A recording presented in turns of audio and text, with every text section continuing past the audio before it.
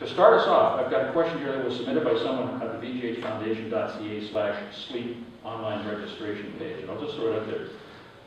Maybe you, Dr. Fleetham, what kind of strategies are needed to expand awareness about sleep disorders among members of the general public? And also, I would think, amongst members of the medical profession, because I get the feeling that sleep disorders don't get the sort of consideration that other illnesses or other disorders would. Part of the problem with sleep is it's relatively new, and if you didn't hear about it at medical school, it's not important. And so what we're trying to do is education, okay? It's part of, we're all members of the UBC faculty.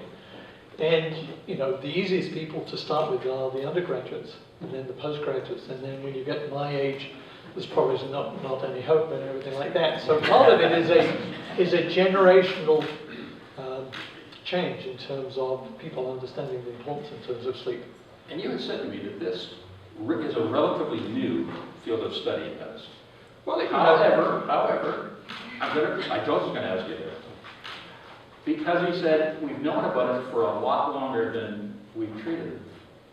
In fact, who was it? Shakespeare, who wrote eloquently about sleep disorder and sleep apnea?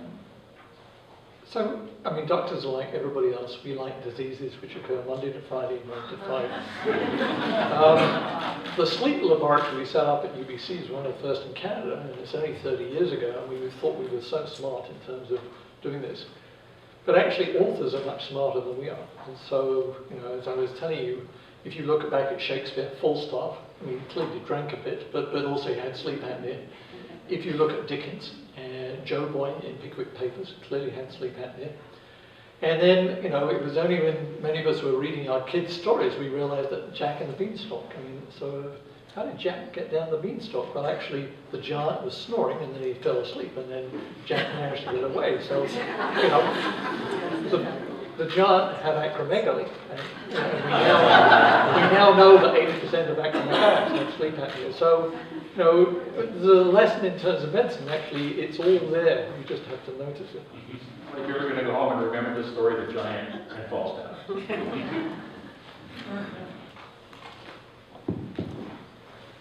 Hi, thank you very much for taking my question. I think everybody's touched a little bit upon treatment for sleep apnea. And my question is there any cure for sleep apnea? I know there might be different causes, back and throat, the tongue, or whatever, but are there surgeries today? Any current work being done there? No, I think that in terms of curing the disease, most of the therapies that we have now tend to be more mechanical type therapies, with CPAP being the first one, and then dental appliances or oral appliances where you pull the jaw forward and you stabilize the airway would probably be the second most common one as well. And those obviously are more treatments for the disease as opposed to a cure. In terms of a cure of it, if you're kind of looking to actually completely eliminate the sleep apnea, one of the things that may do it is sometimes losing a substantial amount of weight, can do it as well. And especially there have been some studies after, let's say, bariatric surgery, where you lose hundreds of pounds, and definitely in some of those individuals, there is a substantial reduction in the sleep apnea or a cure. The other thing is that there are certain sleep apnea surgeries that are around as well, where they would go in and they would take out, your tonsils out, or try to get some of the redundant tissue out of the upper airway as well. In general, across the board, the effectiveness isn't stellar. You're probably talking about 40%. However, there probably are some individuals that may respond better. So especially for individuals with big tonsils or obvious abnormalities of the airway can do it. However, just to note that those are probably a minority of patients as well. In children, the cause of sleep apnea is a lot different than in adults. So in children, a lot of times it is because of large tonsils, and if you take the tonsils out in children, a lot of times the sleep apnea will be cured under those conditions. At this point, those would be the major therapies that we would have, so nothing that's a cure. As far as we know, we've tried a lot of different pharmaceuticals and things to see if there's some way to exercise the airway and stuff to see if that would help, and that hasn't been very effective. There have been some attempts at upper airway exercises, like singing or various type of physio and things like that. I think there's some data that suggests that maybe in some patients with mild disease there may be some effectiveness, but I think those data are quite preliminary. And And then there's some with actually stimulation of the nerve as well, which I think is more almost an experimental kind of disease, treatment at this point as well. So yeah, unfortunately I don't have a magic bullet for you other than perhaps some of the lifestyle in terms of weight loss and maybe surgery in a very small percentage of individuals. But in general, most of the therapies that we have would be considered more treatment as opposed to a cure. Do those dental appliances work, the one that you can put in your mouth that brings your lower jaw forward? Do they work? Yes, they do, but you get what you pay for, okay? So if you're going to get one, go see a dentist who knows what they're doing, and so it's an appropriate. Probably the ones you get by the mail don't really work. Didn't think so. Another question. The gentleman right beside the one who just asked, he had his hand up there first. Thank you. Yes, I have two questions, if that's all right, and I'll start off with the simpler one. So first of all, as far as treatment goes, have you heard of these two methods, and are they at all effective? The Buteyko breathing, which has been promoted recently by a visitor to Vancouver, a Korean doctor, and wearing a tape over the mouth, taping the mouth. So that's to keep the mouth closed. The second question, more importantly, I was referred by my doctor to a private company for diagnosis of my sleep apnea. It was a private company that then sent me home with a machine, and they interpreted the data, and I was diagnosed with severe sleep apnea. The doctor then, my family doctor then refused to refer me to a sleep disorders clinic because he said the end result would be the same at the UBC Sleep Disorder Clinic as it would be with the private company. So what I want to know is that true, or are there a variety? Because what he's suggesting is, in both cases, I would end up with a machine, and that's it. That's what he was suggesting. So is that true, or there are a variety of treatments, and would, of course, the diagnosis and advice be more in-depth at the sleep disorders clinic? Thank you. I'll try this one. Okay, in terms of your first question, don't use the tape over the mouth because that's actually creating sleep apnea. That is what sleep apnea is in terms of you're causing the obstruction. In terms of the other person which you described, which is actually voice exercises, there is some substance to this in terms of, what happens when you fall asleep is your muscle relaxes and falls back. And there's a body of literature which suggests, as Dr. Ayas said, that exercising the upper airway can be helpful. But the only thing is, and I think there was a newspaper article last night about this, okay? You have to do it every night, or have to do it every day. And so you have to exercise and do these exercises for about 40 minutes a day, okay? And, looking at 14. 40? 40. 40. So, people will do this short term, but you're trying to treat a long-term disease by getting someone. So it's actually better to get out and exercise and do other things. In terms of your first question, which is kind of a loaded question, sleep disorders are like any other condition, and they're covered under the health plan. And so, as we work as physicians, we're paid in terms of MSP and everything like that. All of us not only went to school and became doctors, but also then went about 8 years of additional training in terms of sleep. And so that is available. Certain things are very simple, certain things are complicated. It's a bit like telling Dr. Jin that actually you don't really need the division of cardiology, because actually you can go down to Pharmasafe and take your blood pressure down there, okay? There's a lot more to medicine. And there are many different treatments in terms of, there are 5 different types of treatment for sleep apnea. The big thing in our field now is if you've got the wrong type of sleep apnea, if it's treated with CPAP, actually you're more likely to die with the CPAP. So CPAP is contraindicated. So yes, you know, it's sleep disorders are a chronic disease. It's appropriate. It's worth getting the correct diagnosis, and so you can have the correct treatment, because you're probably going to be using it for the next 10, 20 years. Let's go to a question on this side.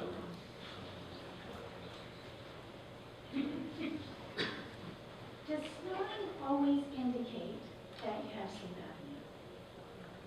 Good question. No. The question was, does snoring always indicate you have sleep apnea? So no.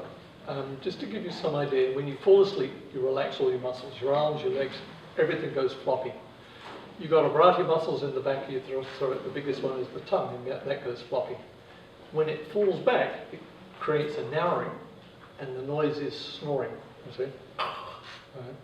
Right. And snoring is a symptom of sleep apnea. What happens with sleep apnea is the tongue falls all the way back, cuts off the breathing. And so if you watch somebody with sleep apnea, they fall asleep, they snore, then the tongue falls all the way back, cuts off the breathing, and then they wake up, and then they start breathing again, and then they start snoring, and then they stop breathing. So snoring is a symptom of sleep apnea, but not everybody who snores has sleep apnea. Or put another way, like everything else in medicine, there's a spectrum. There are people who don't snore, people who snore now and again, people who snore every night, and then people that have sleep apnea. And people can move up and down that spectrum. This gentleman in the front row. I have as many comments as I have questions, but first of all, I was diagnosed with a mild case of sleep apnea and told if I lost 20 pounds, it'd probably go away. And that's turned out to be true. I lost the 20 pounds, I'm not having the issue. But I am far more convinced that diet is an issue with sleeping and not sleeping, and not necessarily anything to do with sleep apnea. I've been able to relate eating in certain fast food restaurants, but not sleeping at night. And it's been consistent. Every time I've gone there, don't sleep at night. That fast food restaurant stopped putting extras in their, preservatives and other chemicals in their food. I can go in there now and sleep like a baby. So additives in food, I have a lot of sensitivities to, and I know darn well that's what's keeping me awake at night. I really think you should have had a dietitian on this panel. I think people are eating stuff, not realizing that all these additives are adding to it. And if you listen to what you said, if you lose weight, most of my friends who are forced to lose weight are telling me they're eating a ton of fresh vegetables. There's no additives. So what's really doing it? I think there's something missing in this whole equation here. You should be looking into what people eat at night. The industry is moving away from food additives. There's a reason for it, and I think you might find that it affects people's sleep. Don't eat meat at night. You should eat 4 ounces of meat a day. That's all that you really need. If you eat meat for supper, I can guarantee you, if it's one of your items that affects you, you'll sleep much better if you don't. Eat a plate of vegetables. Yogurt. A good friend, we were comparing notes last week. He says, if I eat yogurt at night for supper, I sleep great. There are some things, a lot of things related to diet that I think that we could benefit from learning more about. Thank you. Let's go to the middle here. Okay, any comment on that while we're here? Is there a question? No, I think you're right. And I think that as physicians, sometimes I think we focus more on the treatments and having people in the hospital as opposed to the preventive aspect of it, which is, like we said, diet and exercise. Again, I would actually put adequate sleep as one of the pillars of a healthy diet or healthy lifestyle as well. I haven't seen a lot of data on what you're saying, but anecdotally, I've definitely seen some of my patients where they've changed their diet, whether it be, stopping refined sugar or taking out gluten or doing more fruits and vegetables and those, and they've had a fairly dramatic reduction in terms of sleepiness and these things. Now, how much of that is real and how much of it isn't, I don't know, but I'm definitely willing to think there is. I think there is some data showing that even your gut bacteria can actually change depending on your sleep habits as well. So if you take mice and you expose them to low oxygen levels, or you change the amount they sleep, it actually changes the gut flora, and that might be why the yogurt and things like that may help with these things as well. But I think you're right. I think the whole preventive aspect and trying to keep people out of the hospital and keep people healthy, I think is maybe something we don't put as much attention to as we should.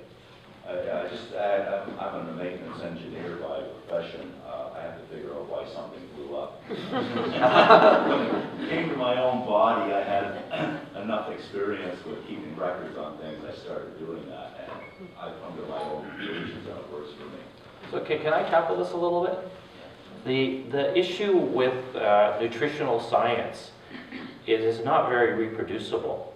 So you read newspaper articles, oat bran is the best thing. And then you read something that caffeine increases palpitations. All these things are subsequently retracted. The US guidelines and the Canadian guidelines said you should eat less fat and you will have less heart disease. Well, it turns out when they told people to eat less fat, they ate more sugars and they had more diabetes. So now they're saying that the dietitians were telling people to eat less fat and ended up eating more sugar, and resulted in probably millions of extra cases of diabetes in North America and around the world. So the nutritional science is very, very difficult. And part of the problem is compliance. So you try to get people to go in a randomized study where they go on this diet versus this diet, and they have to stick with this diet for 5 years. It is virtually impossible to get people to do that. I agree with you. You should eat less meat, you should use extra virgin olive oil, and you should eat healthy. Those things make a lot of sense, but the diet science is very, very tough. Yeah, I'm really arguing staying away from food additives. We hear about poultry having antibiotics in it and growth hormones. If I go and eat fried chicken in Costco in Bellingham and I come home and eat it, honest to God, I don't sleep that night and I feel lousy for 3 days, and I know darn well it's that chicken because it happens every time I do it. So I'm not arguing fats and sugars, I'm just arguing additives and chemicals.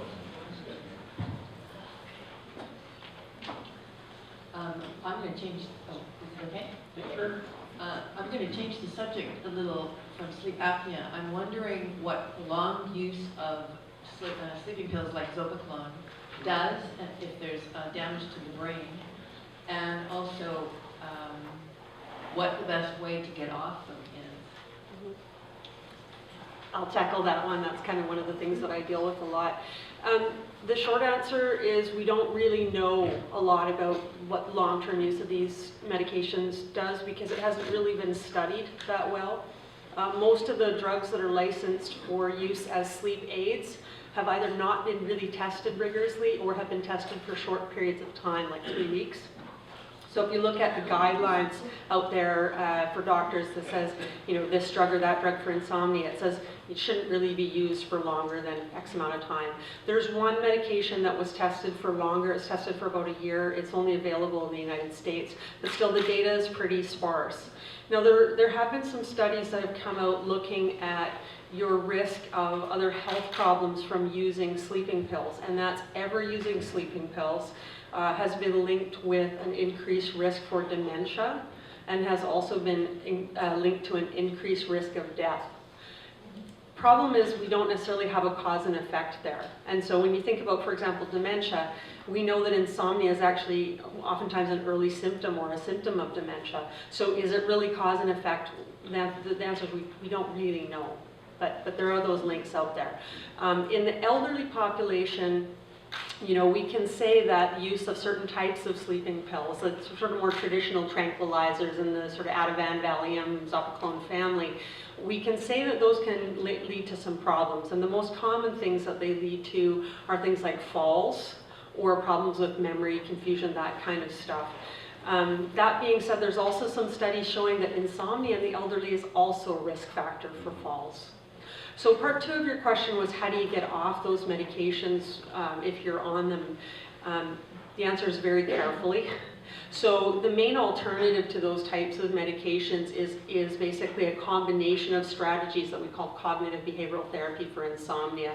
So it's changes in your sleep habits, it's working on some of the sort of learned behaviors around sleep and maybe some of the negative thoughts that people develop around sleep, working on all of that stuff to try and, it's almost like reminding your sleep system to do what it knows how to do. So we try to do things to reinforce the body clock's natural rhythms. We try to do things to allow that natural buildup of sleepiness in the day that Dr. Fleetham was talking about. And we try to remove the stuff from the bedroom or from your life in general that detracts from sleep. So we work on managing stress. We work on setting aside time for relaxation. We encourage cardiovascular exercise and just, you know, all the things we've been talking about. Good sleep habits, good diet, all that stuff. Just related to that, I'm so very sorry to interrupt. How many sessions would you recommend per round of CBT for insomnia? You know, it really depends on who's delivering it and where it's delivered. There's different ways, and unfortunately there's a bit of a shortage of people that are doing it. So if you look at sort of the classical manualized therapy, CBT for insomnia, they're probably doing 8 to 10 weekly sessions with patients. There's some very good online versions now as well that patients can join for a membership fee. There's self-help books out there that are for people who are a little bit, you know, more comfortable doing it themselves that are also very good. In our clinic, you know, it really varies by the patient. Got it. Thank you so much. Woman in the middle with the red and white stripe horizontal.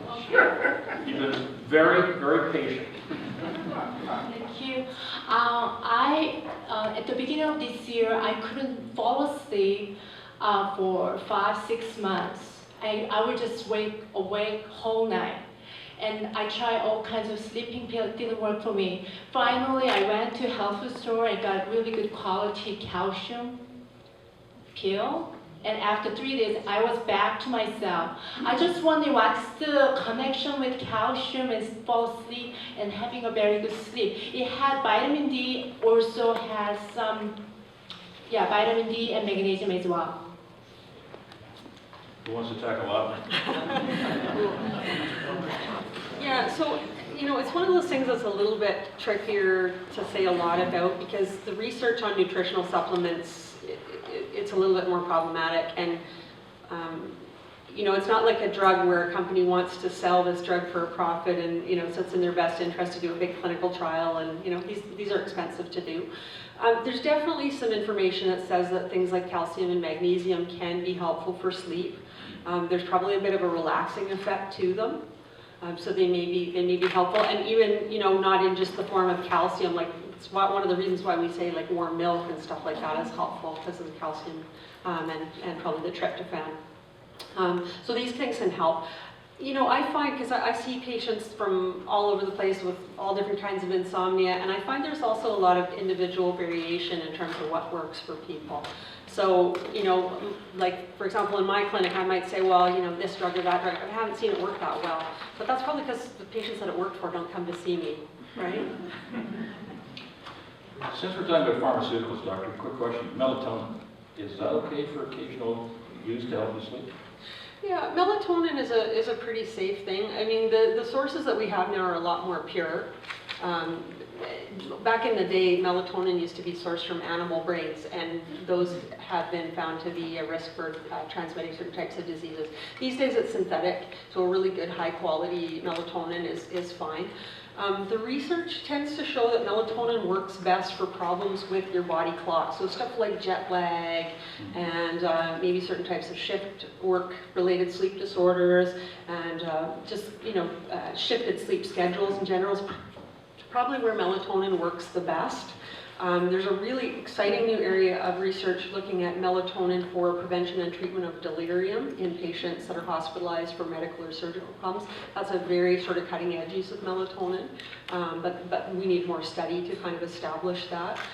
For the average person with insomnia, again, the research is maybe a little bit disappointing, but that doesn't mean that for individual people that it doesn't work. Can I just add to that? Yeah. So just in terms of melatonin itself, yeah, I agree. It's not a great hypnotic itself, but if you have low levels of melatonin in terms of maybe an elderly population or people with neurodegenerative disease, so it's been shown time and time again that people with Parkinson's disease have low levels of melatonin. It's more effective as a hypnotic in that case. Also, people who have lost that circadian rhythm pattern, people who have visual loss or even high cervical spinal cord injury, they've disrupted that circuit and they benefit quite a bit from melatonin. This gentleman over here in a black and white t-shirt. Sorry, with that melatonin, can there be a blood test or something that can be done to see if there's low levels of melatonin in the body? So melatonin works on circadian rhythm. So essentially what happens is as you get sleepier later on at night, you start having elevation in your melatonin level. It reaches at its peak when your core body temperature is at its lowest point, typically around 3 in the morning, and then it starts to go down again. So you're just having that continuous cycle. So in terms of actual measurements of melatonin in certain disease populations, you can look at it in the saliva, you can look at it in the serum, and you can even look at it in the spinal fluid. But for, I think, most people, you're going to have normal levels of melatonin. They're just going to circulate and fluctuate throughout the day.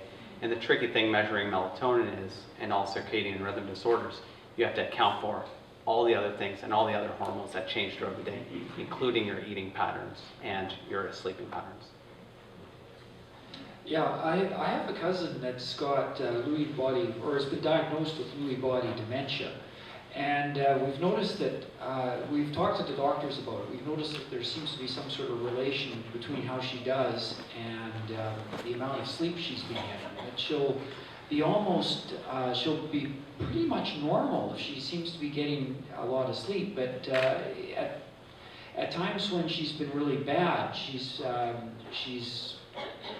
hasn't been sleeping properly. And when she was being diagnosed in the hospital, she was actually up here in the old Centennial being diagnosed, and they basically, I asked them about the lack of sleep she was getting, and they said that wasn't an issue. So I understand that Parkinson's is related to Lewy body, and I'm just wondering if we should drag her into the clinic right away, or what we should do. So the first part of that, dementia with Lewy bodies, is Parkinsonism. So there's a big umbrella term called Parkinsonism. And you have Parkinson's disease under there. You have dementia with Lewy bodies. You have Parkinson's disease with dementia, and then multiple system atrophy. And they're all kind of under the same umbrella because they share the same protein that accumulates. And they all have a form of Parkinsonism, which is slowing of movements, possible tremor, and changes in their walking or gait. So the hallmark of dementia with Lewy bodies, however, is there's fluctuations in the dementia itself. So there are times when they could look great, and there are times when things look really bad, and it can change day to day, hour to hour. But I agree with you. I think improving quality of sleep will probably push them more towards having a good day than anything else. But there is going to be fluctuation as part of that pattern, and that's part of their diurnal rhythm, their kind of day-to-day rhythm. In terms of bringing her into the clinic, that's a trickier thing. I think the patients with dementia with Lewy bodies are mainly managed at the dementia clinic, but they send me a multitude of patients if there is sleep disruption that they think can be corrected. This gentleman here. That too, sir. Yeah. Stand up. There you go. Here comes the microphone. Thank you. I'm 73. I'll be 74 next month. And I grew up with a family said, early to bed, early to rise makes a man, a person healthy, wealthy, and wise. Well, for the last many decades, I've been functioning on just a few hours sleep a night. I don't mind. And I do what I've learned. I know learned behavior, power nap. Now, you said, doctor, that having less than 7 hours of sleep increases one's risk, decreases one's longevity. Well, I'm 73, 74. How many more years do I want to live? Am I wrong? I idea that I don't need to sleep any more than I've been able to function because I consider myself a senior who just gets by in a few hours sleep a night. Can I answer that? Whenever we do a study and we say this is associated with this, we're talking about a population of people. You cannot predict from a study like that an individual person's path, right? We say in general these things go along. Your specific story may be different. There's not a lot of good information. Like we say, oh, well, less than 6 hours, more than 10 hours, those are associated with shorter lifespan. What's missing in that is why, right? A lot of people that sleep longer than 10 hours, it's because they have some kind of condition that makes them more tired. If you have more than 10 hours of sleep a night because you have a serious heart disease, well, of course, it makes sense, right? So you have to look at, these are associations, they're not cause and effect. So that's one thing. On our side of the clinic, we also see people who just normally have a different amount of sleep that they need than the average person. So there are patients who their body is wired for 5 hours or 6 hours, and that's normal for them and they function well. Those people are in the minority, I should tell you that. So a lot of people think they function really great on 4 hours of sleep, really don't. And research has been really good at establishing that our ability to tell how impaired we are actually isn't very good. So we'll have a few nights of sleep loss and we'll think, well, I'm coping okay, right? We think, we're a little tired when we kind of plateau out. And we sort of get to that point, we kind of function. What the research says is that it gets worse like this. So the more sort of chronic partial sleep loss we have, the worse we function. And that research has been done with looking at things like how do we pay attention, how do we shift attention, how do we multitask, all that kind of stuff is out there. We have a chance for one more question. Hi, I just had a question. I work here at VGH in medical accommodations, and quite often I work with unionized staff, and that's all shift work. Good question. Yeah. I agree. Excellent question. And what I see a lot of times is the only medical advice we're getting in the medical that I review is, no shift work, which is obviously not sustainable. So I was just wondering, I don't know who would answer this, but in regards to sleep hygiene around shift work, I was wondering if there's any advice or guidance or places to go for information that I can send staff to. Yeah, we do see a lot of shift workers in the clinic. Most commonly nurses, police officers, and firefighters is what we see. And, I do sometimes recommend restricting shifts, but it's probably one of the last things that I do, so we're going to try other things first. Part of the problem with human beings is that we're not very good at taking care of our sleep, and so you'll see people that, even if they have 12 hours off, they're not going to sleep 8 hours, they're going to sleep 6, right? So encouraging people to take better care of their sleep on their days off is one thing. There are certain types of shift rotations that are harder on people than others. So, a lot of the ones we do in medicine are these 12-hour days, 12-hour nights. Those are really difficult on people. So there's actually a lot of research coming out of the States looking at, how do we arrange the shifts that's better for people's bodies. There's also research looking at what's the longest someone should continuously work, and looking at even, there's some great studies on medical residents and looking at, does it actually make sense to work people longer thinking that continuity of care is safer for patients, or does it make sense to have someone who is refreshed handing over to a new person, so that we're not having fatigued people working and looking after people. So all that stuff is kind of an emerging area. There are certainly some medicines that may help ease some of the difficulties with shift work, so oftentimes we'll try those. There are certain sleep medications that can help reset the pattern. There's a medication that's approved to help with alertness during night shifts. So those are things that we could try in patients who need those medications. Where I'm going to recommend somebody not work night shifts is going to be typically someone who has other medical issues why they shouldn't. If I have someone, for example, who, like this is kind of a common scenario, right? I might have a nurse that's coming in who has, maybe sleep apnea and depression and a whole bunch of other, medical issues. That might be a case where, we've tried everything else and we just can't get the sleep working well. That person, I might say, well, let's try day shifts. The other thing is oftentimes I'll say, let's propose this as a trial, right? Let's say, let's try this for a few months. Let's see if your sleep actually gets better. We can establish that shift work is the problem. Right? Because sometimes it's not. Sometimes there's other factors going on there that we need to sort out. There is a huge study called the U.S.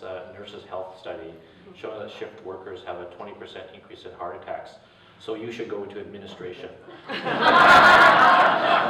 Yeah, there's also literature showing increased risk of colon cancer and breast cancer and all that kind of stuff. Shift work isn't really good for us.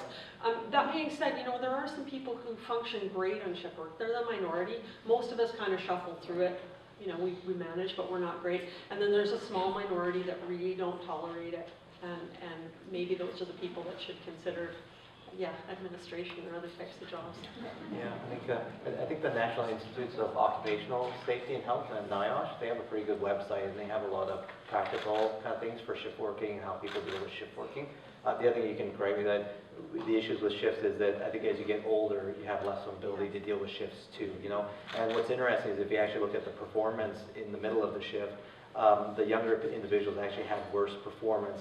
But the issue is that the older person has difficulty in recovering from the shifts. So the younger person, when they get home, they're able to actually sleep a lot more and they're able to recover enough to actually do another shift and these things. But the older individual, they have a difficulty in initiating sleep, also an insomnia kind of thing that they just can't sleep well. But the other point to make is, although we are a 24/7 society and obviously some people have to do shifts if you're in safety critical occupations, but the human body was not really designed to do shifts. Like the human body was actually designed to sleep during the night and not to function in the middle of the night and not to function that well. So that's the other thing to keep in mind as well. Thank you very much. Great questions before, but unfortunately the clock is ticking. We have to wrap it up. So I want to thank our panel. Dr. Fleetham, thank you so much.